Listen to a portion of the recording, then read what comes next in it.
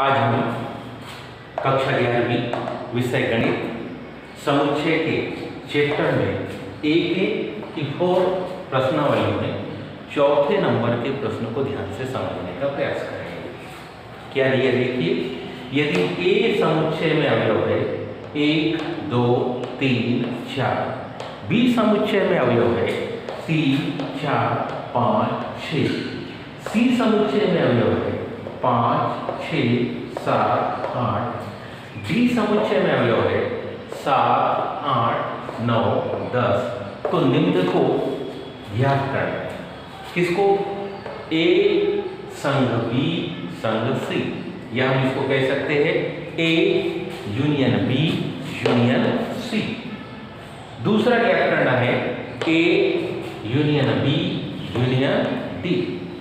तीसरा ज्ञात करना है B union C union D. एक एक को हम ज्ञात करेंगे। ध्यान से देखिए, सबसे पहले हम ए संग बी संग सी, कौन से अवयव होंगे? तो ध्यान से देखिए, जो ए में है, जो बी में है और जो सी में है, तीनों के पूरे अवयव को लिखेंगे। लेकिन जो अवयव रिपीट है, जो अवयव दोनों समुच्चयों में होंगे, उनको हम केवल एक बार लिखेंगे। तो शुरुआत करते हैं ए के अवयव को लिखने की। तो ए का पहला अवयव 1 2 3 4। ए के सारे अवयव को लिख लेने के बाद बी के अवयव को लिखने की बारी आती है। तो बी में अवयव है 3 4 5 6। बी में अवयव हमारे पास है 3 4 5 6।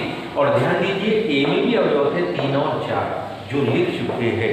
मतलब 3 और 4 को दोबारा लिखने की हमको आवश्यकता नहीं है, बल्कि हम लिखेंगे 5 और 6,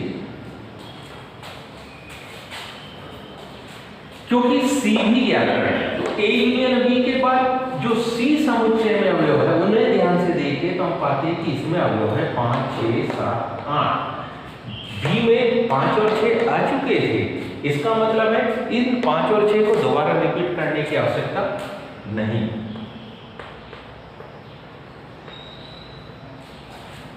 क्या हुआ? A union B union C में वे अवयव आएंगे जो कि तीनों में है उनको एक बार, जो दोनों में है उनको भी एक एक बार, जो एक में है उन्हें भी। मतलब कुल मिला के तीनों समुच्चयों का जोड़ आएगा। रिपीट अवयव नहीं होंगे। रिपीट हमको किसी भी कंडीशन में नहीं करना है। इस बात का हम थोड़ा सा ध्यान देंगे। पुनः दूसरा ज्ञात करना है A union B union D. पहला तो हमने निकाल दिया, दूसरा हमको ज्ञात करना है A union B union D बराबरी से। मतलब कौन कौन से समुच्चय के अवयव को ध्यान दें?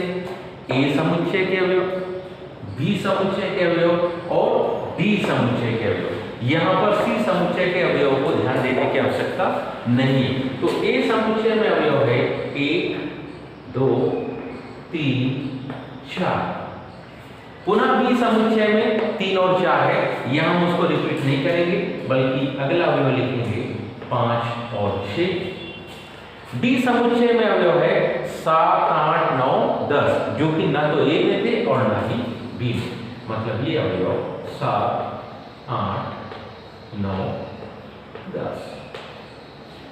ये हमारे पास ए संग बी संग डी, या जिसको हम कहते हैं A union B union D के अवयव आ गए। अब तीसरे क्रमांक के इसमें देखिए हम, तो तीसरा क्रमांक हमारे पास है जिसको ज्ञात करना है, वो है B union C union D बराबरी से। इसका क्या अर्थ हुआ? इसका भी अर्थ यही है कि अब हम बी समुच्चय, सी समुच्चय और डी समुच्चय के अवयव को लिखेंगे। इसके लिए सर्वप्रथम चाहे तो हम किसके सी यूनियन डी को निकाल सकते हैं।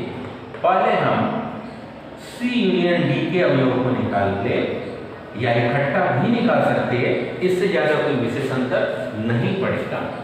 सी यूनियन डी के अवयव, सी में अवयव हमारे पास है 5, 6, 7 और 8। यूनियन डी में अवयव है 7, 8, 9, 10। 7, 8 को दोबारा नहीं लिखना है, बल्कि हम लिखेंगे 9 और 10 को। अब हमको बी समुच्चय के अवयव और इन दोनों समुच्चय के अवयव को इसमें क्या कर देंगे, जोड़ देंगे।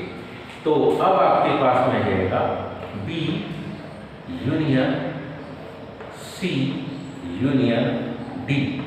इसके अवयव हो जाएंगे हमारे पास और कौन से, बी समुच्चय के अवयव हमारे पास में है, ध्यान दीजिए 3, 4, 5, 6। तो बी समुच्चय के अवयव को लिखा हमने 3, 4, 5 और 6। सी यूनियन डी के अवयव थे 5, 6, 7, 8, 9, 10। 5, 6 को दोबारा रिपीट नहीं करना है, बल्कि हम लिखेंगे 7, 8, 9, 10। तो इस तरीके से हमने आज कक्षा 11वीं गणित विषय में समुच्चय को पढ़ा। उम्मीद है सभी को ये चैप्टर समझ में आया होगा।